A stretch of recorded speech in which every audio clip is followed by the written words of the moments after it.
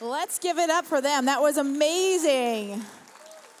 Well, good morning and welcome to Kensington. We are so glad that you have joined us today. And that incredible piece was performed by our band, by also those artists you saw in the video who also wrote the piece. And they are from Palestine. Palestine and Israel are actually one of our global partners.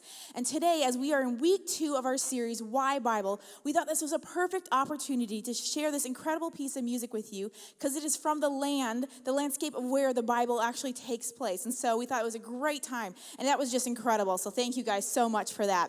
Well, my name is Shauna, and I am the production manager here at Clinton Township. And I just want to say, if it's your first time here today, we are so glad that you have joined us, and we'd love the opportunity to be able to meet you. So I'd invite you to stop by at the hub after service, and the hub is located in the center of the lobby, and you'll see some people wearing some orange t-shirts. And this is a great place for you to just get connected to everything here at Kensington. We have a special gift that's just for you. You can ask questions, and it's a place to just discover more about Kensington. So we'd love for you to stop by the hub after service. Now, also out in the lobby, you are going to see our McCrest table. Now, McCrest is a Macomb County rotating emergency shelter team, okay? And we've been partnering with them for the last 11 years by providing a week time span for homeless women and their children, a place for them to stay, a warm place, a shelter. And this has been an incredible partnership, and we are so excited that we get to do this again here at the end of the month. But here's the deal, guys. We need you to make it a success. It takes a lot of volunteers to make this week everything that it can be. And so there are so many different opportunities that you can jump into to help make this an amazing week for these women. And so you can stop by the table, ask some questions, and get connected there, and just jump into different serving opportunities, from just check-in, providing meals, cleanup. There's so many different ways. But truly, guys, we need your help to make this just the success that it can be. So stop by the table after service for McCrest. Now, we opened our service by sharing one of our global partners. Another global partner we have is in Kenya, and we've been working with the Pokot people there and helping provide clean drinking water through providing new wells. And so this past June, through our Hope Water project, we were able to provide 2 new wells at our 5K. And it was incredible. I was there with my family, and it was just an amazing thing that we are a part of providing clean water for some people in a part of the world that does not have that opportunity. And so here in a couple weeks is the Detroit Marathon, and we have a huge team of people that are actually participating in the marathon. They have been running, they're training, they're way better than I myself, because there's no way I could do that. But we still have an opportunity, even if you're not a runner, to support this great cause and to be a part of it. And so you can go online and find out different ways that you can support. There's going to be a pep rally on the 18th. You can volunteer at the event, but all with the heart of helping provide that clean drinking water to the people in the Pokot, okay? It's going to be a really exciting time down there at the marathon. Now, there's some other exciting things happening here right at CT as well this month. We have our K-Kids Trunk or Treat event. Now, this is such a fun time. Last year, we opened it up, and I'm telling you guys, hundreds and hundreds and hundreds of people came out to this. Seriously, we blew off the doors of this place. It was an amazing time. You can see just some of the pictures there of some of the trunks. And basically, this is an event we open up to our community to say, hey, we're here, we exist, and you know what? We care and love about you. And it's a safe family event that we get to provide for our community. And we are looking for some people that can jump in and say, I want to be a part of this and make it even better this year. So we're looking for some people that would be willing to open their trunk. Literally, open the trunk of your car and pass out some candy. Now, you can decorate it as elaborate as you want, or simple, fall theme, whatever you want to do. And just really, it's going to make these kids so happy. I'm telling you, I have kids myself, and honestly, at the end of the day, they really don't care what your trunk looks like. They just want the candy, okay? So we would love for you to be able to participate in that and truly just tell our community that, you know what, we see you, we value, and we love you by putting on this great event for them. Now, I've said a lot already, and I do have a couple more things I want to let you guys know about, is that next weekend, guys, it is Man Up, okay? Now, yes, this is exciting. Guys, this is a weekend that is designed just for you, okay? There's going to be a lot of manly stuff. There's going to be meat. There's competition. There's adventure. There's like campus versus campus, okay, kind of stuff. Plus, the prestigious Man Up Cup is up for grabs again, okay? Now, CT, we brought it home last year, so we got to bring it back, okay? So, guys, if you're still on the fence, stop by the hub today. Go online. Get registered. I'm telling you, you will not regret being a part of a weekend where you get away and just say, okay, here I am, God. I'm telling you, it's amazing things can happen in and through your life at a weekend like this. So we would really love for you to be part of Man Up.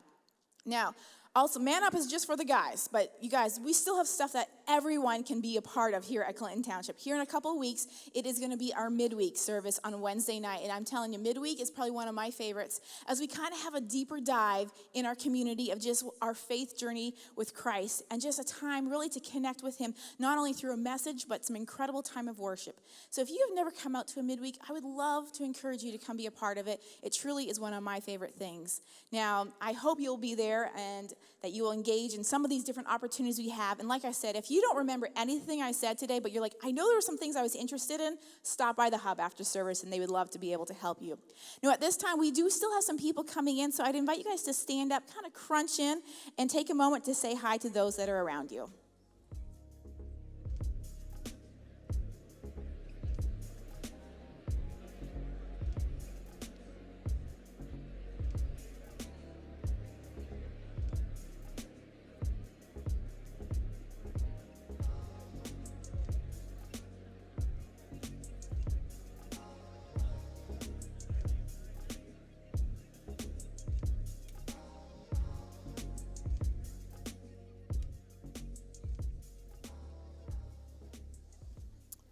Well, good morning, everybody. As Shauna said, we're in our second week of Why Bible, and today we're talking about the Old Testament, and so we thought it would be cool to actually play a game, and this is kind of like a Price is Right game, but we're going to call it Pin the Event on the Timeline. So I have two volunteers that are going to come up, and so what they're going to do is we have 6 events from the Bible that they're going to have 30 seconds to put what they think is in the right order. So I'm going to divide the room in half like this. And so I'm going to have Nicole stand right here, and Jansen will come to the other side.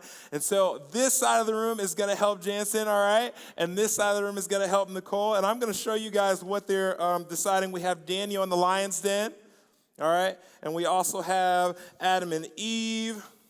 We have the story of Jonah and the great fish.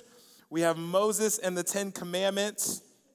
We have Elijah and the chariot, and then we also have David and Goliath. So they have 30 seconds, and we need you guys to encourage them and help them put it in the right order. You think you can do it? You can do better. You think you can do it? All right, here we go. On your mark, get set, go. Here we go. 30 seconds.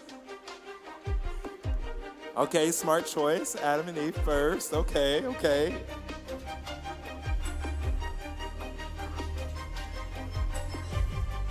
Time is winding down.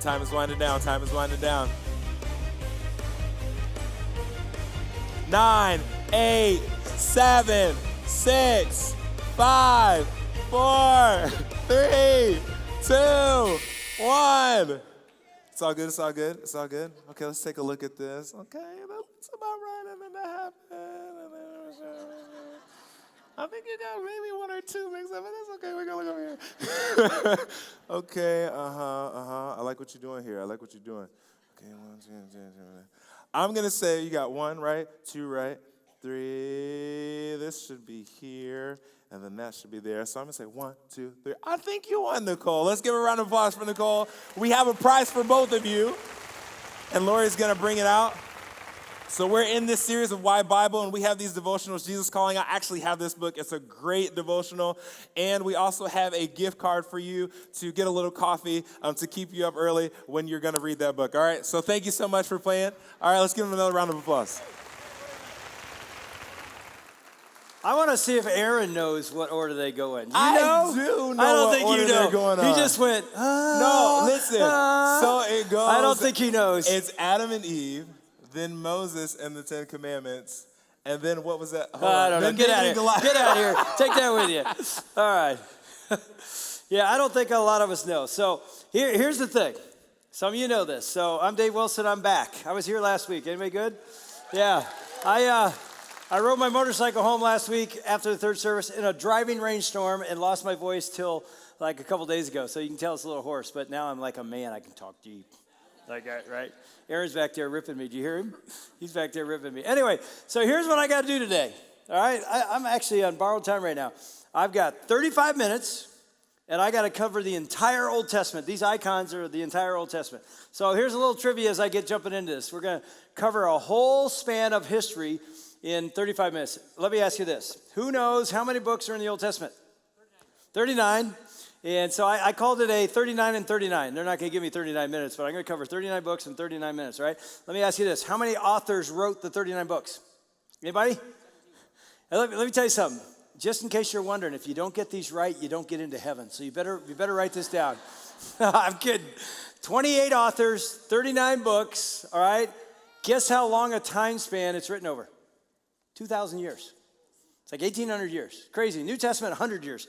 Old Testament, 2,000 years. I tell you what, I'm a guy that didn't really grow up in church. My mom, single mom, took me to different churches. I actually, was a Methodist, Baptist, Lutheran, Episcopalian, Catholic. I'm not kidding. Went to all these denominations. When I was in high school, I asked my mom, why did we keep changing churches? Because we were 1 year in each one. Were you looking for a guy? And she said, yep. So anyway, I experienced church in all these different denominations, and I'm not kidding. I didn't even know what the Old Testament meant.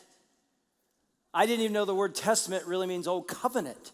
I didn't know where it was in the Bible. All I knew is it's like, here's a big one. And these things intimidated me. I brought one of the bigger ones in my house because that's what I thought. It's like, who can understand this? Who wants to read this? It's just a big black book that nobody understands. There's like an older section. Yep, that's the Old Covenant, Old Testament. There's a newer section. It's a little shorter. So 3/4 of your Bible is Old Testament. And we're going to cover that today. And by the way, it's really important to understand the Old Testament. Why? Because the New Testament talks about the Old Testament a lot. In fact, every time Jesus referred to the Old Testament, he didn't call it the Old Testament, he called it the Law and the Prophets. There's different sections. And so New Testament doctrines, excuse me, come from Old Testament stories. So here's the thing.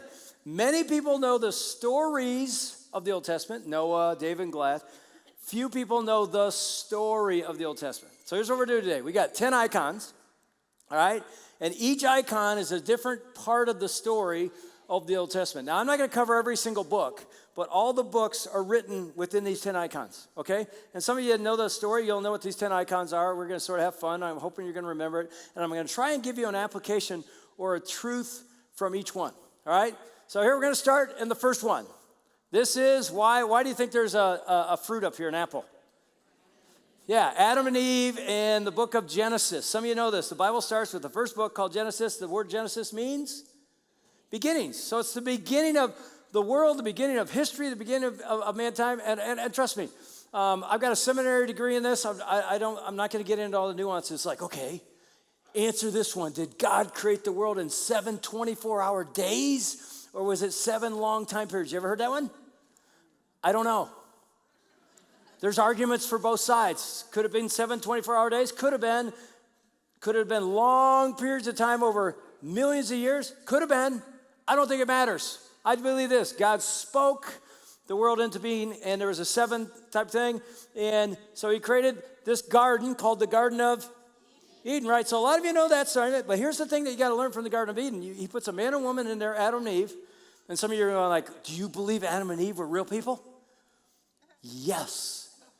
You know why? I'm not going to use this one. This is what most people say. Because the Bible says so, I just believe it. Nope.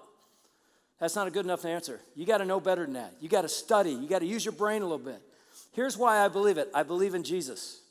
Jesus referred to Adam and Eve as real people. Paul, the Apostle Paul, wrote a good portion we'll learn next week of the New Testament, referred to Adam and Eve. In fact, he called Jesus the second Adam. He referred to him not as a mythical people or a metaphor of how it could have begun. He said they're real people. So that's why I believe Adam and Eve are real. So here's the deal. Here's what you learn from the first book, Genesis. There's 50 chapters, by the way, in this book. And we'll spend a good part of our time here because it sets up the rest of these, okay? And then we're going to fly. We're not walking through the Old Testament. We're sprinting. We're flying through the Old Testament. But here's what you find out. God created a man and a woman. It's the first marriage. He instituted marriage in the garden before the church. In fact, there's only 2 things God instituted, marriage and the church. And he does it in chapter 1. He institutes marriage. And he gives this man and woman what? Free will. They can choose to disobey him. He says, you can eat anything you want in this garden. Don't touch this tree. What do? They do the same thing you would do. You're like, Adam and Eve, I can't believe they did it. You do the same thing and you know it. How do I know that? Because you have kids and they don't obey you, do they? And you didn't obey your parents and you don't even obey your own law. So we have the same nature. Actually, theologically, it's called the nature of Adam or the Adam or the sin nature was in them and they chose to disobey God even though he said, don't touch this. And we do the same thing. Don't do this. We're like, which one can't I touch? That one. You know, and so we have a whole brand today based on the bitten apple called Apple Corp. Isn't that interesting? Which disobeys everything. So anyway, here you go. He gives them free will. They choose to disobey. And what happens? First thing that happens, we have our first marital conflict. Adam and Eve get in a fight about what just happened, right? Because God comes looking for them. They're covering themselves up with fig leaves, and God comes looking for them. And what does Adam say to God? Blame enters the picture. Blame still in your marriage and my marriage? It entered in the Garden of Eden. He says to God, hey, you don't want to talk to me. You want to talk to Apple Breath over here. Here she is, right? The woman that you gave me, he blames it on her, right? So blame is now part of the picture. And then secondly, shame is part of the picture. Why? Because they realize they've done something wrong and they start to hide and cover. Let me ask you something. Have you ever hid and covered stuff? Yeah, you and I do all the time. We hide our sin, we hide our lies, we have secrets, we have things. Blame and shame are still a part of our world. Why? Because we have the same nature of Adam and Eve. Now, what was that nature? Sin nature. Think about this. The struggle they had in the garden, you and I have every single day. And here's what's so amazing. We have that struggle, and it's so prevalent in our lives, we don't even see it in ourselves, but we see it in everybody else. They're so selfish, they're so sinful, we can't see it in ourselves. That's sin. It's unbelievable.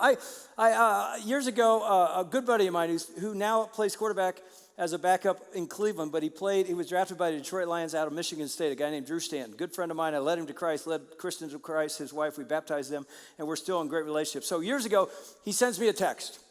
When he was still with the Lions at the time, he says, hey, I'd like you to play in my golf outing in Lansing in the offseason. I'm like, first text back, and he knew I'd do this. I said, how much is it? Because I'm a tightwad, and I don't want to spend a lot of money. So I'm like, how much is it? And he says, oh, for you, it'll be free. I'll make you one of my celebrities. And I said, what do you mean celebrity? He goes, well, a foursome pays $1,000 and it goes to charity, but then they get a celebrity to play with them. They don't know who the celebrity is until we assign them to that group. You can be a celebrity and you play for free. And I'm like, dude, you and I both know I'm not a celebrity. He goes, I know that, but you're not going to pay, so you'll be a celebrity. So, all right. So I show up. This is hilarious. And I get there and I realize there's real celebrities. Magic Johnson walks by. D'Antonio walks by. Tom Izzo walks by. All these celebrities. And all the foursomes are like looking like, who we get, right? So they tell me, go up to this group and introduce yourself. So I go over here, and there were two couples. They weren't married to each other, but their spouses work in the tournament, but they're playing together. And I say, hey, my name's Dave Wilson. I'm your celebrity. And they're like, we don't know you. Who are you? And I didn't want to tell them I'm a pastor because I thought it'd freak them out. So I just said, oh, I'm a good friend of Drew's.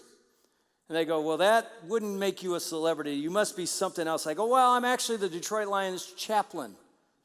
And they look at me, and I'll never forget this one dude goes, oh, great, so you're a preacher? That's what he said. I go, yeah. I didn't even say anything about Kensington. I said, yeah. And he goes, great, we can't curse and we can't drink. This is going to be a lot of fun. That's what he said. I go, it gets better. I'm not a good golfer. So anyway, we go off. And here's what happens. I'll never forget this. We put it actually in our vertical marriage book. Maybe you read this in one of the chapters. But what happened is we're in like hole number 10, and we're getting ready to putt, and we're terrible, right? And we're getting ready to putt. And this woman from the other cart walks over to me, and she goes, hey, so Joe here says you're like a marriage expert. I'm like, I'm not a marriage expert. He said you like write a book, and you speak around the country on marriage, you and your wife. She goes, I'm in my second marriage. I've got a marriage question. And I go, okay, what is it? I'll never forget this. She goes, what's the problem with marriage? We're on a green in a golf tournament. I'm supposed to answer this question in like a minute. And so I'm like, Jesus, help me.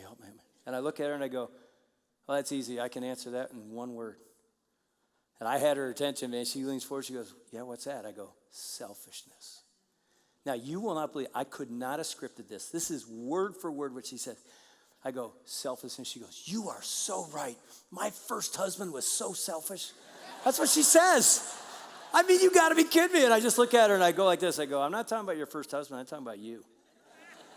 And then she was like this. And then I went, and I'm talking about me. And I had her then because I don't think she'd ever heard a preacher say he's selfish. And I'm saying, I've got the same problem your first husband did, and you do, and I do. We all have. What am I talking about? I'm talking about this problem that we find in the garden that's so easy to see in others, but we don't see it in ourselves. So here's the question. When they disobey God, and now fellowship with God is broken, what's going to happen? I'm going to give you one thought, hopefully for each one of these. I might not get them all because I got to fly, because I'm taking a lot of time in this first one. But here's the first thought.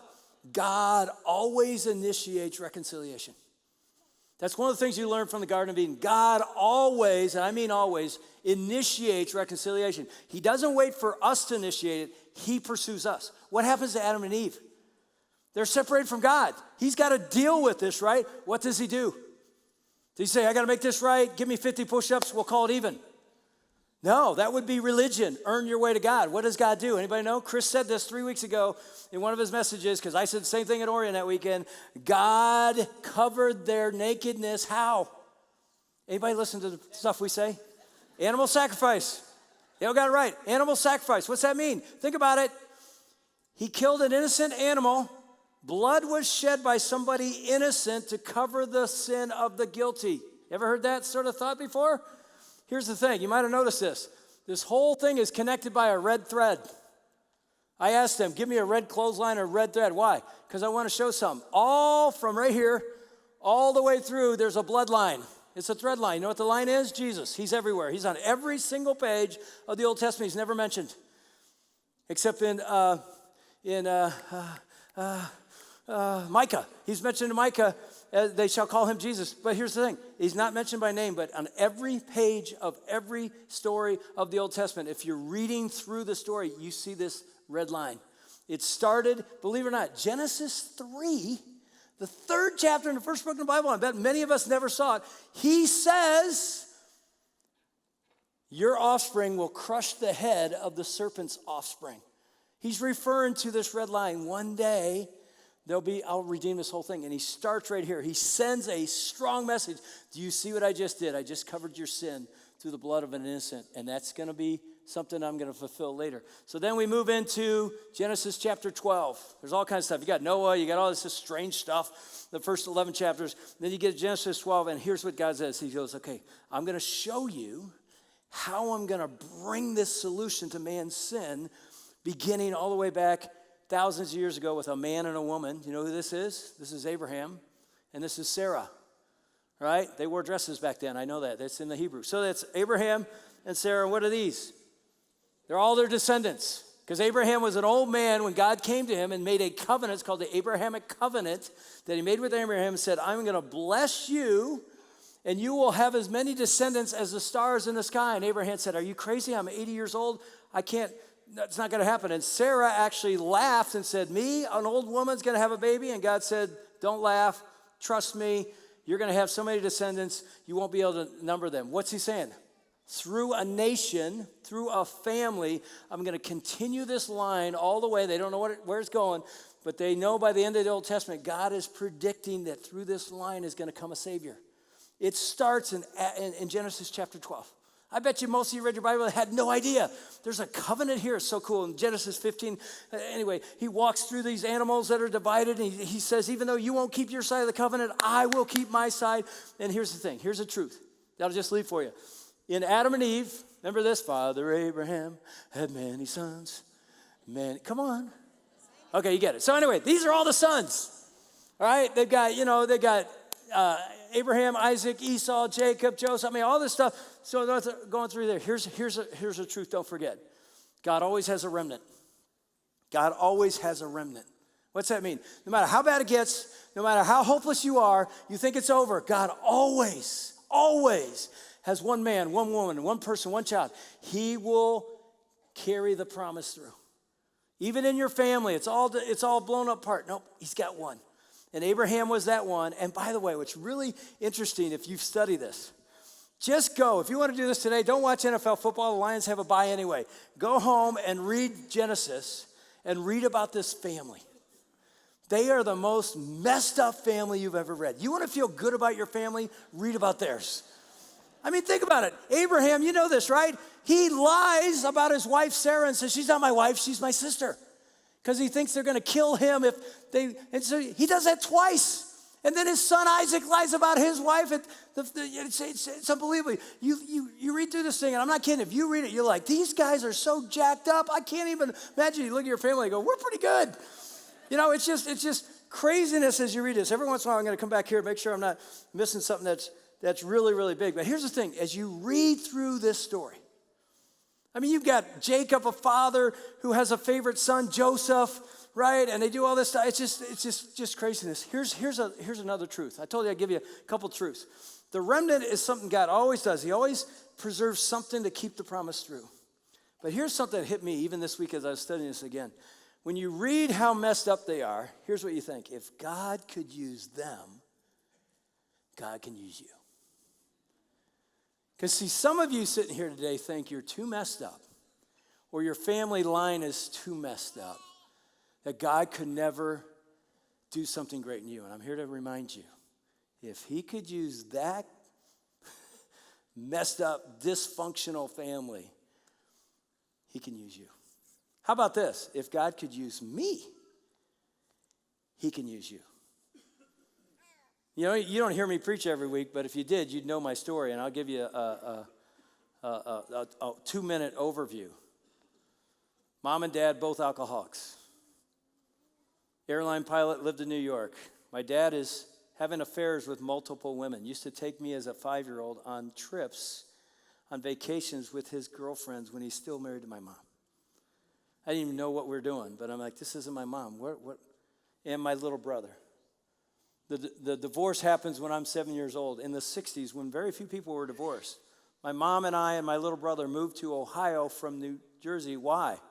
Because that's where her parents live, and she's now a single mom. She needs help, so we moved to her parents, my grandparents. And 6 months after we get there, my little brother dies of leukemia. And so it's just mom and I. And I never see dad, because dad's off with other women, and he's flying around the world, and he just pops into my life every once in a while. So as I get into middle school and then especially high school, my life starts to spin out of control. I'm not blaming my background, not blaming my parents. I made bad choices. Ended up in jail one night. My mom had to bail me out. That's a whole other story. I am drinking heavily. I am womanizing heavily. I end up on a full scholarship to play college football. I go in there and I become the man on campus, which means I can drink anywhere I want and get any woman I want. Because I'm the quarterback and I've got a mullet and shake my bangs around and I think I'm really cool. But I don't realize as I'm living this life, I'm spinning out of control. And I got to be honest with you, I had no idea that the second book of the Bible actually said what I was living.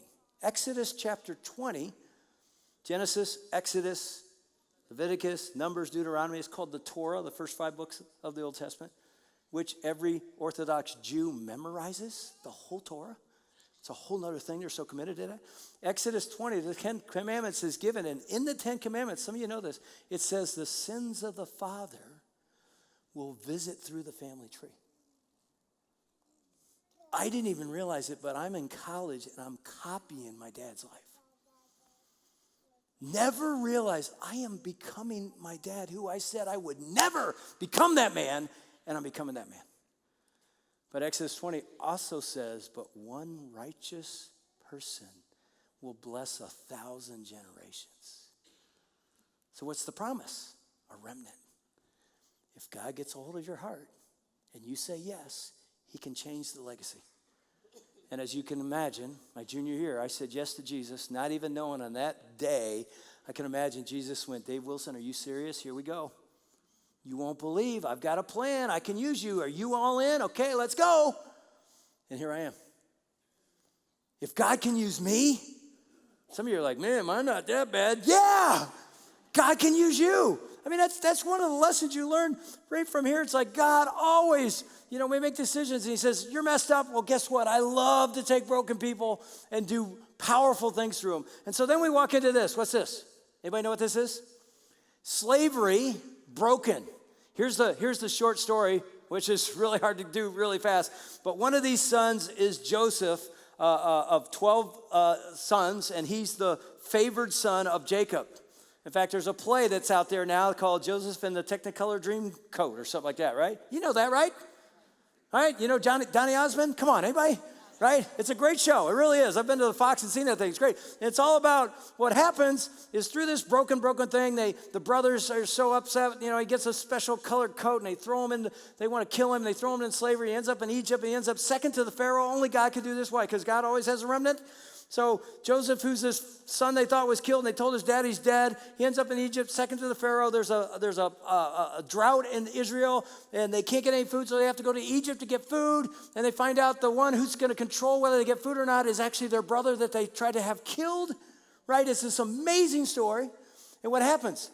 They move all of Israel, all the Jews migrate to Egypt. And then what happens in Egypt? Pharaoh sees how many thousands, tens of thousands of Jewish people I have, and if they get power, they can overthrow me. So he makes them slaves for how many years? Anybody know? 430 years. they go into slavery, but then God always has a remnant. He sends a man to break the slavery. Who is that man? Moses. Let my people go, right? That's Moses. So he's the one, again, God brings them to break out of slavery, and they head into, what that? That's a real estate deed. That's a deal, baby. That's a real estate deal called the Promised Land. Now let me stop one real quick right here. I think it's a real important point.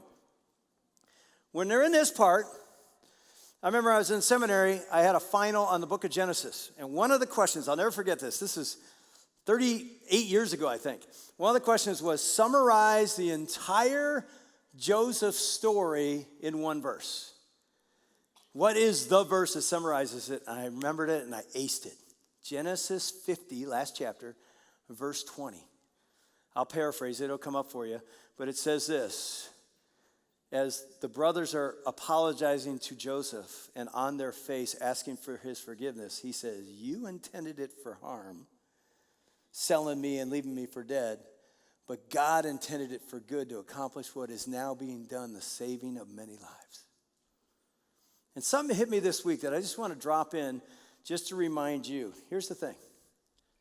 Even if you're going through a dark valley right now, or a storm, or something hard. Now, you may be going through that valley because you made a bad decision and there are consequences. You may have made all the right decisions and you're still sort of stuck in a hurricane. Here's what I need to remind you. It's what Joseph was saying. It may look like nothing good can come from this situation, but God's still with you. And only God can do this, but he can turn and bring good. And again, I'm not going to promise you it's going to happen today or tomorrow, but he can turn and bring good out of this situation. I've said many times, it's a theme of my life. I've said this. You want to write it down? Write it down. It's a simple thought. Trials or adversity or storms, whatever you call it, trials will make you better or bitter. How do you know? What determines if I become a better person through this trial or a bitter person? Your choice in the trial. I always add that. The choice is yours. Because here's the thing. You know some people that went through something really hard and they're better. They're stronger Christians. They're more mature. They look back and say, man, it was really a hard time, but this is who I am because of it, right? You know some people like that? But here's the thing. I know this. You know more people that are bitter. They maybe have the exact same trials as this other person, and you're like, they're so bitter. They hate God. They hate life. They're just bitter. They chose in the middle of that trial or because of that trial not to allow God to work in that thing and get better. Joseph, even though he shouldn't have forgave his brothers for leaving for dead, forgives them, and God's plan continues. So here's the question for you. You're going through something hard right now? What are you going to do? You going to become bitter? I'll tell you what, I know bitter people. It's no way to live. And I know it's hard. I'm telling you, you can choose to be better. And you only do it with community. You need people around you to get better. So then we fly into this slavery thing, and they break out of that, and then they get to the Promised Land. Now, here's the amazing thing about the Promised Land, is some of you know this. When they got there, God wanted to give it to them that day. Right? Some of you know the story. But Moses and the leaders, they said, we got to send spies in to see who's in the land because we got to see if we can take the land. So they sent 14 spies in, including Joshua and Caleb. And the spies come back, and 12 of the spies say, well, there's no way we can take this land. The men in there were like grasshoppers in their sights. They're giants. They will kill us. We'll never take this land. So Moses has to make a decision. Do I believe God is true to his promise, is going to give us this land like he said he is, or do I believe what I see and don't go in? Who knows what he chose? He chose no. We shouldn't go in there. We're going to lose our lives, and we're not going to go in there. And God says, okay, guess what? That has a consequence. None of you will get into that land. You are going to wander for 40 years, and then Joshua and Caleb, because you trusted me, you will lead 40 years from now. There won't be a person alive. 40 years from now, it'll be a whole new people of Israel that will get that land. So they let fear control them. I got a thought for this one. It hit me last night. I think this is from God. Here's the thing. It's like, how big is your God? And so what hit me was a VeggieTales song. Anybody know VeggieTales? God is bigger than the boogeyman. He's bigger than Godzilla and the monsters on TV. I'm telling you, God is big. It's stupid. I actually put it in my notes. God is bigger than boogeyman. You don't have to write that down. It's cute, but it's to teach your kids That even when you're afraid of a monster under your bed, there's a God that's bigger than Boogeyman. And guess what? It's not a kid's song. Here's the thing. Some of you are gripped with fear. You're afraid to trust God. Because here's the thing. Do I trust what God has said? He's going to give us the promised land. I'm going to give you this. Trust me. No matter what you see in there, trust me, you're taking it. Do I trust what God says, or do I trust what I see? And here's what most of us do. We see things and we're like, no, there's no way I can do this. And God's like, no, trust me. What you see is not real. I'm bigger than that. Trust me. And we make Goliath huge and we make God little. I've always said one of the themes of my life is how big is your God? In fact, you're going to write down a learning from this. Write this down. It's not the size of your faith that matters. It's the size of your God. It's not the size of your faith that matters. It's the size of your God. Some of you know in the New Testament, we'll look at this next week, Jesus said, if you have faith the size of a mustard seed, it's this minuscule little seed, you can move mountains. He's not saying you have great faith. I used to pray, God, give me greater faith. I don't pray that anymore. I say, God, help me see you as you really are. Because if I see who you really are, magnificent, awesome, the God of creation, all I need is a little minuscule mustard seed faith in that God, and I'm going to move. But they didn't believe God was big, even though, I mean, you read the stories like, he walked you through the Red Sea. Are you kidding me? You forgot? Yep, forgot. And you think, how could they forget? You and I do the same thing. God's done amazing things in your life, or you heard many stories, and you forget. When you get in the middle, you're like, oh, no, I see this, and even I know God's saying this, but, and we stop. And so they wander for 40 years, even though he said, here's the promised land. Finally, Joshua leads them in. And as they get into the land, they run into what's called the period of the judges. The judges were like referees. Referees have whistles because they walk around and blow whistles when people have penalties. And so what happened is they had these leaders called the judges. They weren't like kings. They were just judges who were sort of referees. And all they did is they came and said, here's what God is telling us to do. Don't do this. And what did the people do? They went into what I call a sin spin cycle. It's like, woof. Vroom. They just spun around. I'm actually quoting a guy, I got to give credit for this message from Ed Young Jr. in Dallas, Texas. He walked through these 10 icons in a different way, and I borrowed many of this. But anyway, this spin cycle is, here's what happens in the book of Judges, and it actually happens all throughout our life, is like they know what's right. It's like a 5-step process. They know what's right. How do they know what's right? God continually told them. Continually, through the Torah, through their leaders. Here's my law. Obey my law. And by the way, you and I know it's right too.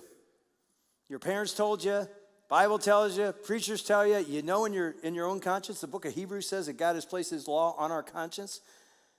Why do we feel bad when we do things? Because God put it inside us. It's in the human soul. And so we know it's right, but what do? Step 2, we choose wrong. Not every time, but a lot of times. And here's what I know about you. You sinned this week. Some of you sinned this morning on the way in here. You're bad people. I'm bad too, but I'm not that bad. You're really bad because, I'm kidding.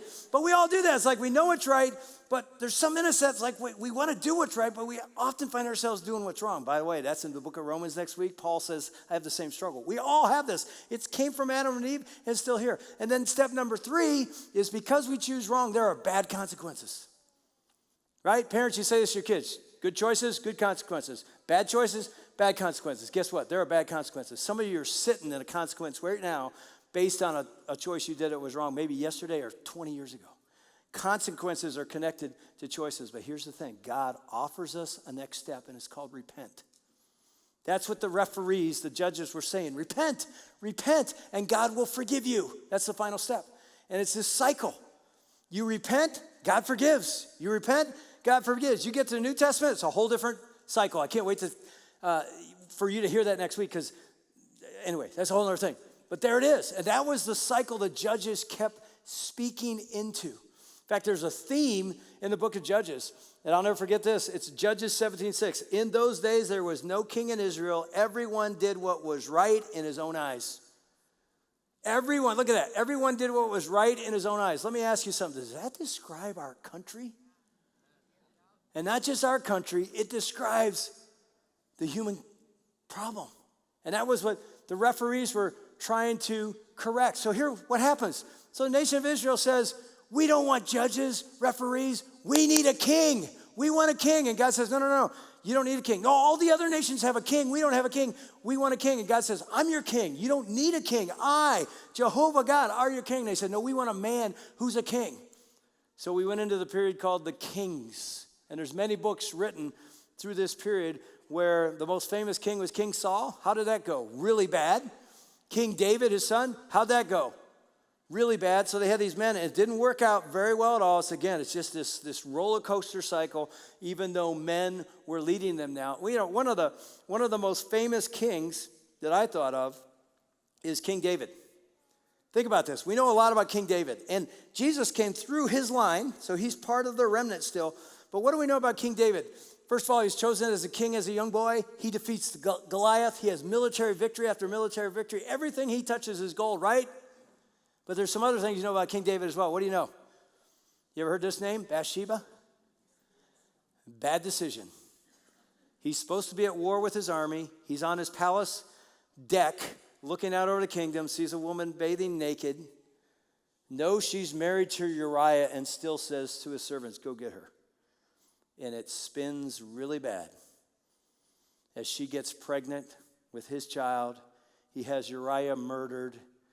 His son copies the same thing. Absalom has sex with somebody in the family. I mean, the legacy that David started on a bad stroll one night never ended. It kept going. I thought it's really interesting to think about David as a lesson from one of the kings. Here's a thought. David messed around with temptation and it destroyed his life. If you want to write something down, write this down. Playing with temptation leads to devastation. Yeah, I rhymed it so you would never forget. And I would never forget. You play with temptation, you're not going to win that one, dude. You hear me? Oh, I'll just look. That's all David was doing. I'll just take a glance. Next thing you know, and you're like, well, there's no way I'm going to do anything like David did. Oh, yeah, you will. The things you and I do when we play with temptation leads to devastation. I remember I was teaching at Man Up a few years ago. By the way, men, this is the kind of stuff we talk about at Man Up. If you haven't signed up yet, I'm telling you, you're missing a chance for God to work greatly in your life. You may make a really good decision to get your butt there and avoid a really bad decision if you don't. I'm just saying. One year at Man Up, I said this based on David's life. I said, when we're not where we're supposed to be, he was supposed to be at war. He's on his deck. When we're not where we're supposed to be, we see things we're not supposed to see. And we do things we're not supposed to do. And we will pay more than we ever wanted to pay. All that from the kings. Some of you right now, you're like, I don't think God's going to talk to me in the Old Testament overview. God just spoke to you right now and said, dude, I'm talking to you. Dudess, woman, I'm talking to you. What are you doing? What are you doing with this sin, this temptation, this man, this woman, this internet site, this bar, this place? What are you walking in there for thinking, I'm strong enough to handle this? No, you're not. How many stories do you need of people stronger than you that couldn't withstand, and their whole legacy is the result of some bad choices? I said to my dad, who has since passed, when he was up here one day driving with me to a band rehearsal for Kensington. He was a drummer. I'm a bass player, so we had that connection. And I said to my dad, we never talked about the divorce. I said this, and I was afraid to even ask him. I said, Dad, did you ever regret the divorce? Before I got the word out, he said, hell yes. I'm like, really? Why? Because it destroyed my life, the choices I made, and I missed you. And I remember thinking, I get to change the Wilson legacy. I was handed a legacy of adultery and alcohol. I don't have to carry that on. If I'm not careful, I will. But I can choose a different legacy. And God has honored that. Well, what about you? All right, you ready to go? Here we go. So we got the kings, right? And then this is the split kingdom. Israel in the north, Judah in the south. They have all kinds of turmoil, and they split up into two different kingdoms, and God has to speak. And this is where all the prophets come. Isaiah, Jeremiah, all these different prophets, speak to them and try to unite them. Because when you choose a different king, you end up disunity, right? So here's the thing. They speak all these things. I got to show you something that's really cool in the book of Isaiah. Because you talk about, where is it? Here it is. You talk about God, again, this red line. In Isaiah 53, it's called the suffering servant. You read this text where the prophet Isaiah speaks out these words, and I guarantee the people are like, what are you talking about? But he's talking about the future. God is always dropping in these little clues or prophecies or promises right in the middle of the thing. He says this, he was despised and rejected by mankind, a man of suffering and familiar with pain. They're like, who is he talking about? What man was despised? He says, but he was pierced for our transgressions. He was crushed for our iniquities. Now here's what they're thinking. Animals are crushed for our iniquities. We sacrifice animals to cover our sin, but he says he. Who's he? And it goes on. The punishment that brought us peace was on him, and by his wounds we are healed or made right with God. And the Lord has laid on him the iniquity of us all, for he was cut off from the land of the living. What's that mean? He died. For the transgression of my people, he was punished. Look at this. He was assigned a grave and the wicked with the wicked and the rich in his death. So have you ever heard of anybody being assigned a grave? They're going to put him in this tomb? Yeah, and then look what the next verse says. It's unbelievable. It says, go on, put it up there. I'm not looking at my notes anymore. It says, he has suffered, he will see the light of life. Wait. So this man that's dead is going to be alive again? All of us are like, ding, ding, ding, ding, ding, ding, ding, ding. I know what he's talking about. They were like, what are you talking about? So they began to wait for the righteous servant that will justify many, he will bear their iniquities. They were dropped in these little clues that this is a picture of the red line pointing all the way to the end of the thing. Here's what I thought I'd do. Because God fulfilled that in Jesus, I thought we're grateful, right? It's like, oh my goodness, all that was predicted from the very beginning to the end. So I thought, man, when you're grateful, you respond. One way to respond is sing a song, go to church. Another way to respond is sing a song, go to church, and give some money. That sounds like something we should do right now? Let's take the offering. So the usher's going to come. I'm going to cover these last three in like a minute, okay? But as I do, this is our offering time. And I just would say this. Thank you for giving. Thousands of you at Clinton Township give. And some of you are brand new and thinking, how could I give? That's how you give. We just do it online. You can put money in the pouch if you want. But that's a commitment that says, I want this to come out of my salary monthly because I am so thankful that God brought Jesus through this line. All right, so we're going to take the offering. I'm going to wrap this up. Look at this. Divided kingdom. Persia takes over, and they're evicted out of their land, all right? Assyria takes over, and it's a really bad time. But then King Cyrus comes in. What's King Cyrus say? Hey, all you Jews that are living here in Babylon, Book of Daniel, right? If you want to go back to your homeland, go back. And they go back, and they rebuild the city. They rebuild the temple. Book of Nehemiah. You know about that, right? They build the wall, the whole thing. I've been to the Holy Land. There's like 3 times it's been rebuilt. This is one of them right here. So there's a U-turn. They go from being evicted back home. And then guess what this is? After the book of Malachi, which is the last book in your Old Testament. And if you're Italian, you can call it the book of Malachi. But anyway, it's the book of Malachi. It's sort of fun. And what happens in the book of Malachi, and I don't have time, but it's very simple. They were cursed in the book of Genesis. And there's cursings in the end. In other words, it didn't go well at the beginning, and it doesn't end well. They're still disobeying God. God's still sending prophets. Malachi's one of them to say, obey me. Here's what I'm calling you to do. And they say, yeah. And they choose wrong. And they're still in that cycle. And so the book of the Old Testament ends with Malachi. And the reason this phone is on silent, or it's silent, is there's 400 years between Malachi and the first book in the New Testament, Matthew, of silence. They don't hear from God. And so here's what I'd say as I wrap this up, and they're going to take this down. By the way, they got pulleys back there hanging this thing up. I mean, you guys are the best at Clinton. Like I said, we're going to figure out a way to hang this up. I had no idea how they're going to do it. So they're going to take this down. And here's what I want you to think of as we get ready to close the day with a song that I love. That if you listen to the words, you'll see the whole gospel from day one, creation, to now, weave through this song. But here's what I want you to know. When you think God is silent, we think God is not present. And they thought the same thing. And here's what I'll remind you. Even though you can't hear God, or you think God's distant, or you think God is no longer speaking in your life, I'm here to tell you something. He is very, very present. Just because you can't hear him or see him or find him doesn't mean he's left you abandoned. He has never, ever forsaken you, and he never will. All through this whole thing, and I know there's some crazy stuff going on in the Old Testament, there is a picture of a loving Father who will never stop pursuing you, even if you run to the farthest ends of the earth. He will chase you, not to judge you, but to redeem you, because this whole story was redeemed. You got to wait a whole week to hear about it next week in the New Testament. But he did bring the Lamb that he predicted in Genesis 3, who takes away the sin of the world. We find that in the first book of the New Testament. He's never left you. He will never leave you. And he is with you right now.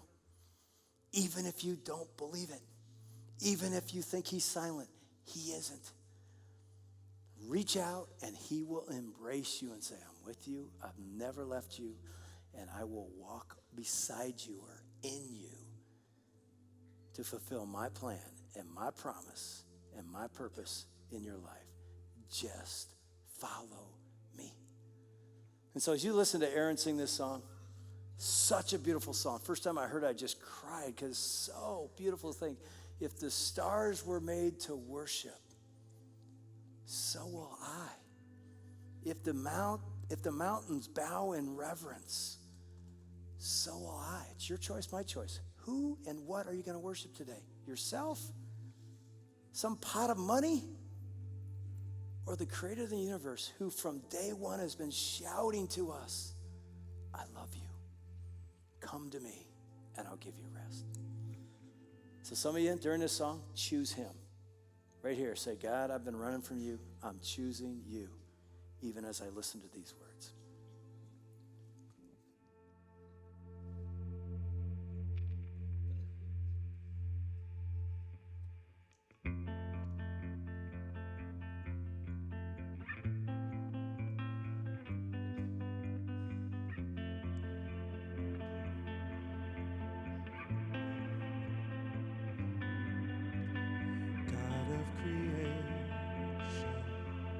There at the start, before the beginning of time.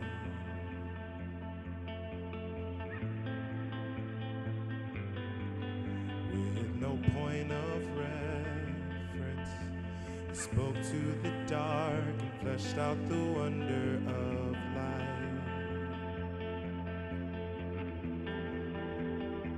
And as you speak, 100 billion galaxies are born.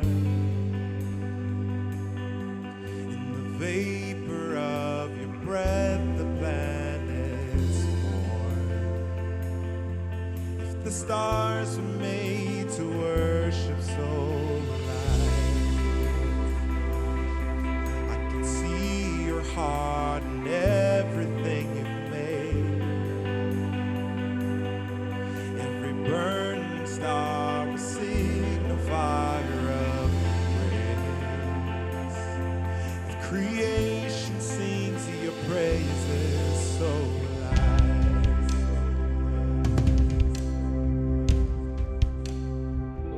So will I.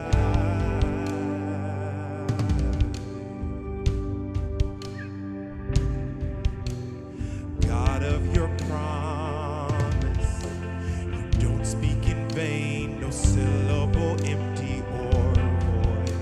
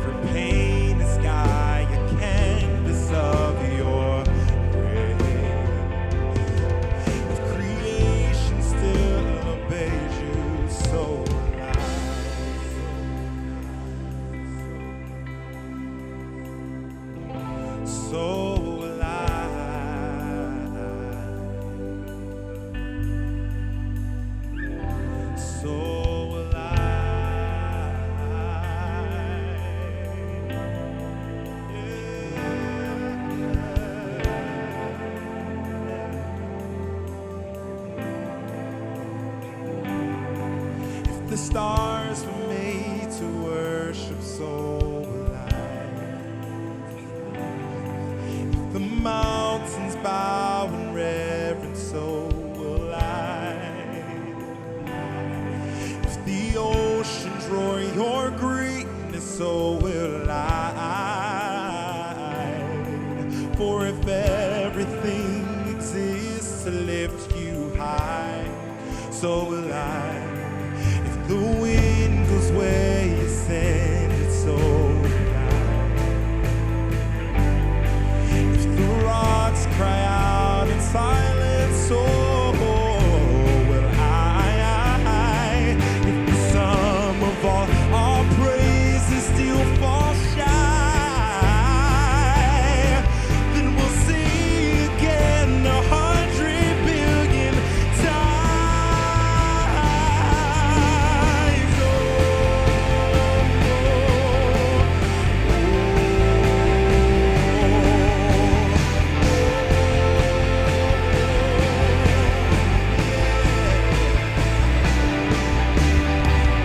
Of salvation, you chased down my heart through all of my failure and pride. Oh, and on the hill you created, the light of the world, abandoned in darkness to die. But as you speak, 100 billion failures disappear. Where you lost your life so I could find it here. If you left the grave behind you, so will I. I can see your heart and everything you've done. Every part designed in the work of art called love. If you gladly chose surrender, so will I. I can see your heart a billion different ways. Every precious one, a job you died to save. If you gave your life to love, and so will I. Like you would again 100 billion times. But what measure could amount to your desire? You're the one who never leaves the one behind.